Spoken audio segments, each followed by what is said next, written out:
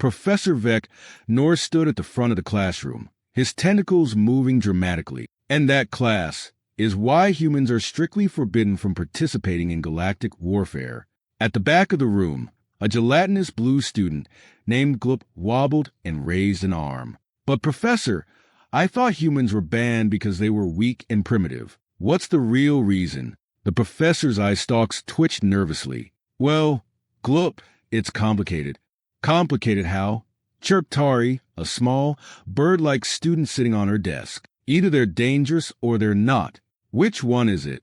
Professor Vek Nor sighed, a long, deflating noise, like air escaping a balloon. All right, I suppose you're old enough to know the truth. The class leaned forward in anticipation.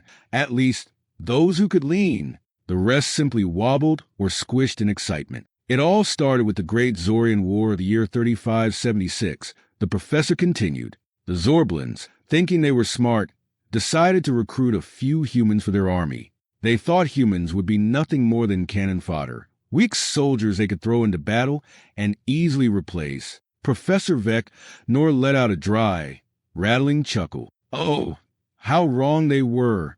Gloop bubbled excitedly. Did the humans get vaporized instantly? The professor sighed again. If only. No!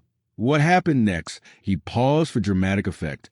Completely redefined the meaning of overkill. The students exchanged confused looks. For some species, this meant literally removing and swapping eyeballs to get a better view. The professor continued. Humans have this strange little concept called war crimes. Most species just fight until one side surrenders or is destroyed. Humans? They made a list of things that are too cruel to do in war. Tari tilted her head. That sounds noble. Vek Nor barked out a laugh. Oh, you sweet, innocent hatchling. No, you don't understand. They made a list, and then they did everything that wasn't on that list. A collective gasp rippled through the classroom, causing a minor gravitational disturbance. While the Zorblins were busy celebrating their new primitive allies, Professor Vek Nor continued. The humans were already 3 steps ahead. They didn't just fight the war, they scienced the hell out of it. Gloop burbled in confusion. Science? Is that even a real word? It is now, the professor said grimly. The humans looked at our standard-issue plasma rifles and said, nice toy. Watch this. Next thing we knew, they were weaponizing black holes. Tari's feathers puffed up in shock. But that's impossible. The professor sighed. Oh, my dear student, when it comes to humans, the word impossible is just a dare to them. They call it thinking outside the box. We call it breaking the laws of physics and common decency. The class sat in stunned silence, trying to process this information. After a moment, a robotic student at the front beeped. But our superior numbers would have numbers. The professor interrupted with a hysterical giggle. Oh, you poor, naive calculator. Humans don't care about numbers. They care about stories. One of their military leaders once said, quantity has a quality all its own. So, naturally, the humans took that as a personal challenge to prove him wrong. The robot circuits nearly fried trying to compute this logic. And before we even realized what was happening, Vek Nor's voice dropped to a whisper. They turned our own technology against us. The students gasped again.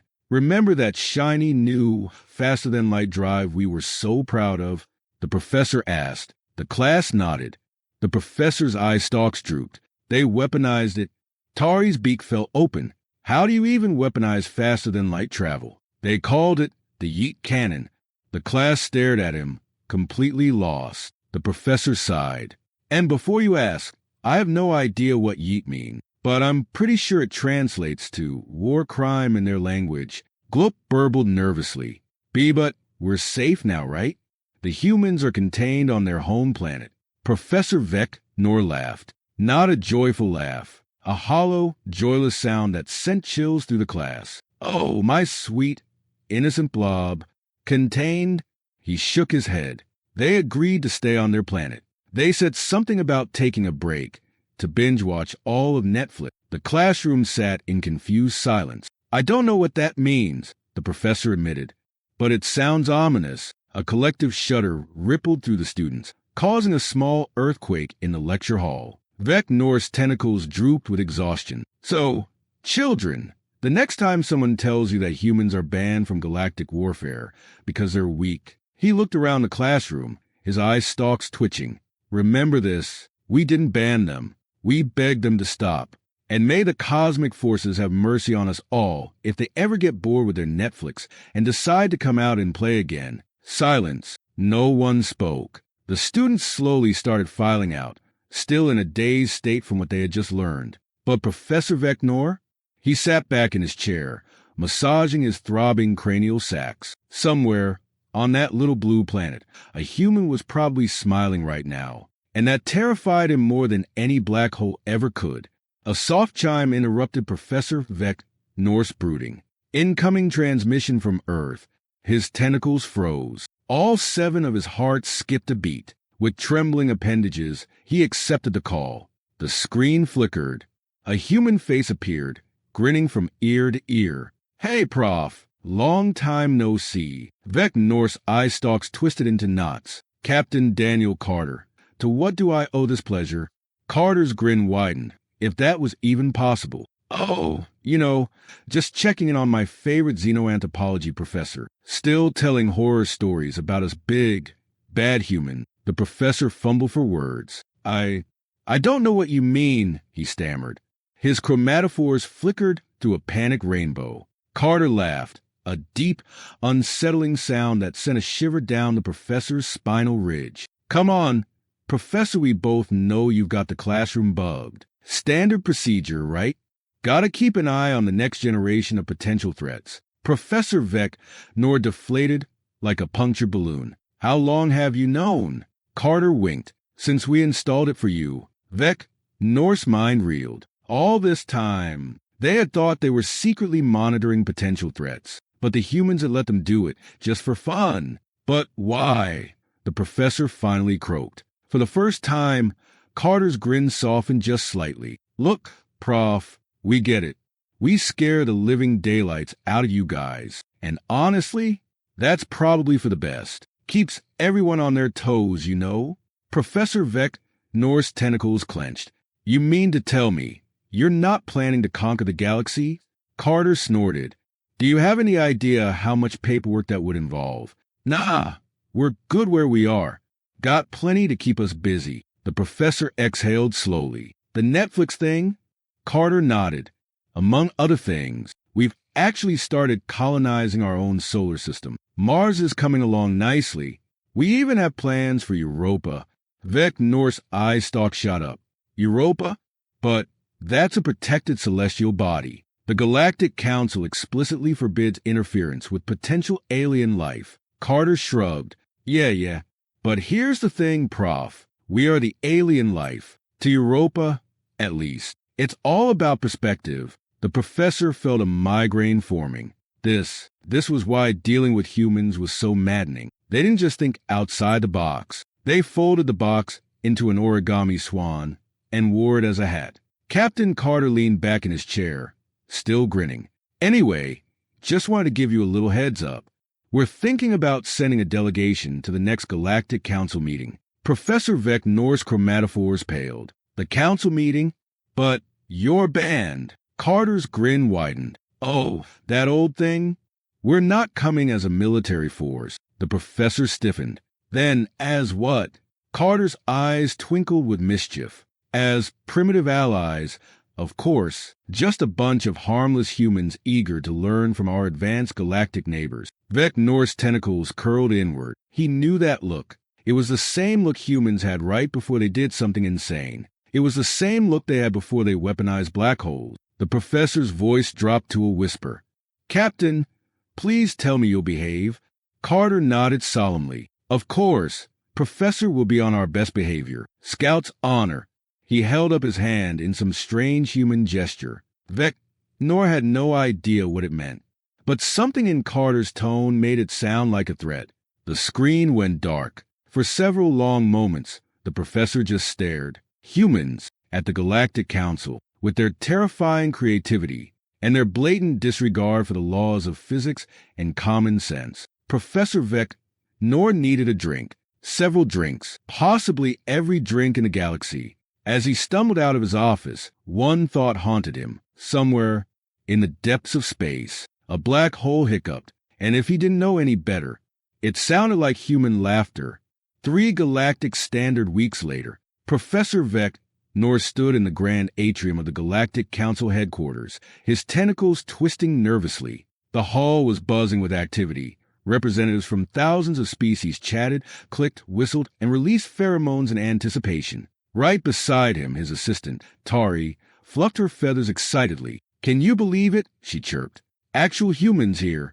Vek Nor's tentacles coiled tighter. "Yes, isn't it wonderful?" His voice dripped with the kind of forced enthusiasm usually reserved for root canal procedure. Then, the massive council doors swung open. A hush fell over the crowd, and in strode the human delegation. They walked in casually, as if they were just popping into a store to buy milk, rather than attending the most important political gathering in the galaxy. At the front of the group, Captain Daniel Carter, and across his face, so wide it could probably be seen from orbit, was a grin. "Sup, nerds," Carter called out. His voice echoed through the chamber. Professor Vek Nor's chromatophores cycled through 50 shades of mortified. An arachnoid diplomat scuttled forward, mandibles clacking nervously. "Welcome, esteemed human delegates. We are honored by your presence." Carter's grin somehow widened. Shucks. We're just happy to be here. Love what you've done with the place. Very spacey." The arachnoid's compound eyes blinked out of sync. "I thank you." As the humans spread out, mingling with the other delegates, Vek Nor felt his stomach drop. This was going to be a disaster. He sidled up to Carter, keeping his voice low. "Captain, I must insist that you slap." Carter clapped a hand onto Vek Nor's back, or whatever passed for a back. "Prof, great to see you in the flesh." Or whatever it is you've got under there. Vek Nor's tentacles flailed. "Yes, well, about the council meeting." Carter winked. "Oh, don't you worry your pretty little eye stalks about that. We've got it all under control. In fact," he leaned in conspiratorially, "we brought a little presentation. You're gonna love it." Vek Nor froze. The last time humans had given a presentation, it had ended with 3 uninhabited solar systems being turned into an impromptu fireworks display. He had a very, very bad feeling about this. The Galactic Council chamber fell silent as the members took their seats. All eyes, compound, single, glowing, and otherwise, were on the humans. Captain Carter sauntered to the center of the room, his usual mischievous grin still in place. Then, in an uncharacteristically formal tone, he began. "Esteemed delegates of the galaxy, we come before you today with a proposal that will change the face of interstellar politics forever." The chamber held its collective breath, or released spores, or vibrated at subsonic frequencies, or whatever each species did when nervous. Carter paused for dramatic effect, then finally said, "We want to join your Space Olympics." For one glorious second, there was silence. Then, "Chaos, preposterous," bellowed a Jovian gas giant being, its voice shaking the room. "Unthinkable," shrieked a collective of psychic jellyfish, their tentacles flailing wildly. A sentient rock rumbled in confusion. "What's an Olympic?" Carter held up his hands, waiting for the uproar to die down. Now, I know what you're thinking, but humans, you're barely out of your own solar system. How could you possibly compete?" Professor Vek Nor buried his face in his tentacles. That was not, in fact, what anyone was thinking. They were too busy having collective panic attacks. "Well," Carter continued, "we've been practicing, and we think we're ready for the big leagues. Plus, we've got a few new events to suggest." He pulled out a small device, pressed a button, and a hologram flickered into existence. It showed a human astronaut in a spacesuit, surfing what appeared to be a black hole. Is that a black hole?" Tari whispered, her feathers standing on end. "We call it cosmic surfing," Carter said proudly. "First one to ride the event horizon without getting spaghettified wins." The arachnoid diplomat's mandibles clacked rapidly. But that's impossible, and highly illegal, and awesome," Carter suggested. "Yeah, we thought so too." He clicked again. The hologram shifted. Now it showed a human holding a massive spear, and in the distance, a spinning neutron star. This one's called the Neutron Star Javelin Throw. It's gonna be lit. Literally, the room descended into total pandemonium. Delegates were fainting, molting from stress, attempting to call their lobbyists. Vek Nor grabbed Carter's arm, his voice urgent. "Captain, what are you doing?" Carter winked. "Relax, Prof. This is us playing nice." And in that moment, as he watched the most powerful beings in the galaxy reduced to a squabbling mess over a few humans and their ridiculous ideas, Professor Vek Nor had a realization. The galaxy hadn't banned humans from war because they were too dangerous. They had banned them because humans made everything else look boring in comparison. The Galactic Council chamber was in chaos. Delegates were still shouting, fainting, and in one case, changing colors so fast it looked like a sentient disco ball. In the middle of it all, Captain Carter just stood there, grinning like he had just won a bet no one knew about. Finally, a deep, rumbling voice echoed across the chamber. "We accept your challenge, humans." A hush fell over the room as the crowd parted. A massive, tentacled being slithered forward. It was Ambassador Xylox of the Spilopodian Collective, a species known for their unparalleled multitasking abilities and impossible agility. All 17 of Xylox's eyes gleamed with excitement. "Your cosmic sports intrigue us," the ambassador said, his tentacles twitching in anticipation. "We propose a contest. Our best against yours. If we win, you must promise to tone down your enthusiasm for galactic remodeling." Carter raised an eyebrow. "And if we win?" Xylox's tentacles writhed in a shrug-like motion. "Name your price, human." A heavy silence fell over the chamber. The delegates waited. Surely, the humans would demand something outrageous. Unlimited access to restricted technology? Rights to terraform uninhabited worlds? A monopoly on black hole weaponization? Carter stroked his chin thoughtfully. Then, finally, he grinned. "If we win, you have to host the next intergalactic barbecue cook-off." The entire room went silent. You could have heard a cork drop. Ambassador Xylox's tentacles twitched in confusion. "I what?" Carter's grin widened. "You heard me. The biggest, baddest, most delicious gathering this side of Andromeda. Every species invited. No diet restriction left behind. And we'll even throw in some squid recipes, as a cultural exchange." From the corner of the room, Ambassador Evelyn Drake of the human delegation pinched the bridge of her nose. "This is why we can't have nice solar system," she muttered. Xylox, however, looked intrigued. A culinary contest instead of military power or technological dominance. Carter shrugged. "Why not? You haven't lived until you've tried baby back ribs slow-cooked in the radiative heat of a blue supergiant."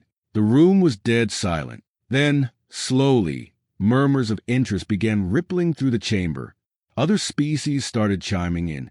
The Lithorians, the sentient rock beings, suggested lava-baked delicacies. The Mindflow Collective, the psychic jellyfish, proposed a telepathic wine tasting experience. Even the notoriously standoffish void dwellers, beings made entirely of dark matter, expressed interest. When asked how they would contribute, their ambassador simply stated, "We'll bring the dark chocolate." Then Xylox nodded. "Very well, human. We accept your terms. The intergalactic barbecue cook-off will be hosted by the Spilopodian Collective." The room erupted into cheers. Vek Nor stared in disbelief. This was it. This was how humans changed galactic politics. Not through war, not through diplomacy, through barbecue. And it was somehow working.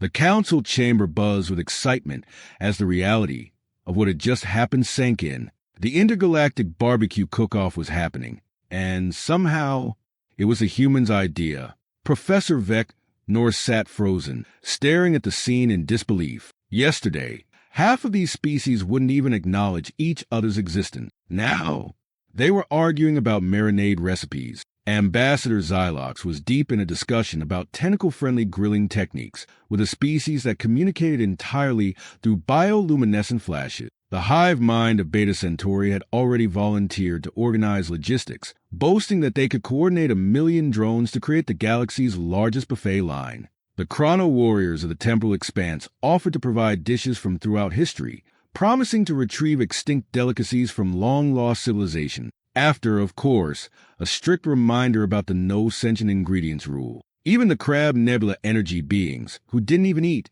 were now fascinated by the idea of absorbing the essence of a perfectly smoked brisket. And in the middle of it all, Captain Carter stood with his arms crossed, watching the chaos unfold with satisfaction. Vek Nor turned to him slowly. You planned this, didn't you? Carter grinned. Let's just say we've learned that nothing brings people together quite like good food and a killer party. Vek Nor rubbed his temple. You turned an intergalactic crisis into a potluck. Carter shrugged. And no one's at war, right? Vek Nor hated that he had a point. Instead of chaos and destruction, the galaxy was now caught up in the logistics of a giant interstellar feast. And somehow, this was more terrifying than war. The chaos in the Galactic Council chamber had transformed into something even stranger: enthusiasm. Representatives from thousands of species were now deeply invested in the intergalactic barbecue cook-off. The once tense political summit was now a networking event filled with species discussing food preparation techniques instead of military alliances. Professor Vek Nor still couldn't believe it. Somewhere, somehow, the humans had just rewritten interstellar diplomacy. With a cookout across the chamber, Ambassador Evelyn Drake was in the middle of negotiating the rules. All right, first things first, she said. We need a universal guideline. No sentient ingredients. A nearby six-legged chef from the Orion cluster reluctantly retracted his suggestion of aged sapient cheese. Meanwhile, Captain Carter was engaged in a heated discussion with a group of energy beings. Look, he said, I get that you guys don't technically eat, but trust me, you haven't lived until you've experienced the essence of a perfectly smoked brisket. One of the glowing entities flickered in confusion. But we sustain ourselves on pure radiation. Carter waved a hand dismissively. Oh, that's easy. We can irradiate it. I know a guy with a particle accelerator. Vek Nor groaned, rubbing his cranial sacs. The worst part? It was working. A challenge from the Spilopodian collective. A sudden commotion at the center of the room pulled everyone's attention. Ambassador Xylox of the Spilopodian collective had slithered forward, their tentacles twitching with anticipation. Humans, Xylox announced, if this contest is truly meant to bring out the best, we propose a final challenge. The room fell silent. Xylox pointed one of their tentacles at Carter. We challenge you to a duel. Carter raised an eyebrow. A duel? In what exactly? Xylox's eyes gleamed. A tentacle wrestling match. The chamber erupted in excitement. Vek Nor felt his tentacles go numb. This was it. The moment that could make or break this entire insane diplomatic experiment. Carter, however, just cracked his knuckles. All right, Squid Man, let's do this. The chamber held its collective breath as Carter and Xylox took their places. Tentacle versus human. Strength versus strategy. Insanity versus more insanity. The duel began. The entire Galactic Council chamber was silent, the tension so thick it could bend gravity. In the center of the room, Captain Daniel Carter versus Ambassador Xylox. Tentacle wrestling. Vek Nor buried his face in his tentacle. This is madness. Absolute madness. Xylox, a member of a species that could manipulate up to 27 limbs at once, coiled and uncoiled their appendages, preparing for battle. Carter, a mere human, rolled his shoulders and cracked his knuckles. The match began. Xylox lunged, tentacles wrapping around Carter's arms in a blur of movement. The room gasped, but Carter grinned. With a twist of his body, he slipped through the tentacles like a trained escape artist. Xylox's 17 eyes widened. Impossible, Carter chuckled, effortlessly countering another grapple attempt. Oh, buddy. You have no idea how many times humans have wrestled things they shouldn't. Xylox tightened their grip, using multiple tentacles to overwhelm the human. But Carter only looked more excited. You ever hear of Brazilian Jiu-Jitsu? Vek Nor groaned audibly. Why do humans always name their combat styles after random Earth locations? Carter suddenly shifted his weight, flipping Xylox over in a way that shouldn't have been possible. The chamber erupted in shocked murmurs. Even Xylox looked impressed. You are stronger than expected, human. Carter winked. That's what everyone says. The final move, Xylox decided to go all in. They wrapped their strongest tentacles around Carter, pulling him into a final, crushing hold. The chamber gasped. Carter's arms were pinned. His legs were locked. There was no escape. Vek Nor winced, expecting the worst. But Carter just smirked. All right, I wasn't going to use this, but you forced my hand, buddy. And then Carter leaned forward and bit down on one of Xylox's tentacles. Xylox shrieked in shock. You bit me? Carter shrugged, still chewing. Hey, it worked on an alligator once. The chamber exploded into chaos. Did the human just bite the ambassador? That's not a legal move, is it? Xylox released Carter instantly, completely flustered. Carter stood up, dusted himself off, and stretched. Welp, I'd call that a win. Vek Nor's tentacles twitched violently. Carter, you bit a diplomatic representative. Carter grinned, and Xylox, to everyone's surprise, laughed. You are unlike any creature I have encountered, human. Very well. You win. The chamber erupted in cheers. The intergalactic barbecue cook-off was officially greenlit, and the humans had just solidified their place in galactic history. With a wrestling match and a bite attack, Vek Nor sighed deeply. This is my life now. The Galactic Council chamber was still buzzing from the insane turn of events. Representatives from thousands of species were talking excitedly, no longer about war, diplomacy, or trade deals, but about grilling techniques, marinade recipes, and interstellar culinary exchanges. Vek Nor sat in stunned silence, watching the chaos unfold. This is actually happening. Humans had once again rewritten the rules of galactic politics, with a wrestling match and a barbecue. All right, folks. Captain Carter clapped his hands together, grinning ear to ear. Let's talk logistics. I'm thinking we start appetizers in the Orion Nebula and work our way outward. A three-headed diplomat from the Crystalline Dominion raised a hand. Will there be vegetarian options? Carter nodded. Absolutely. We're even bringing something special, Earth's finest. Tofu. The Mind Flow Collective, the psychic jellyfish, hummed in thought. And beverages? A member of the Chrono Warriors of the Temporal Expanse spoke up. We could procure vintage wines from across time. A hushed silence fell over the chamber. Then Carter grinned. Oh, now that's a party. Vek Nor's final realization. Vek Nor sighed, shaking his head. He turned to Ambassador Evelyn Drake. You humans, you actually planned all of this, didn't you? Drake smirked. Let's just say we know how to work a crowd. The professor rubbed his temples. You turned centuries of interstellar tension into a potluck. Drake chuckled. And nobody's at war, right? Vek Nor exhaled sharply. She was right. Instead of species planning military strategy, they were now arguing over the best sauce for grilled nebula eel. Instead of treaties, they were discussing dessert competitions. Instead of war, they had barbecue diplomacy. And the terrifying thing was, it was working. The human legacy begins. As the council finalized the plans for what was now being called the first galactic cook-off, Vek Nor couldn't shake one final thought. Somewhere, across the stars, on their tiny blue planet, the humans were probably smiling. And that thought terrified him more than anything. Because if they could do this, then the galaxy had no idea what they were capable of next. And so, as the humans took their place among the stars, one thing was now clear. The age of humanity had begun. May the cosmos have mercy on us all.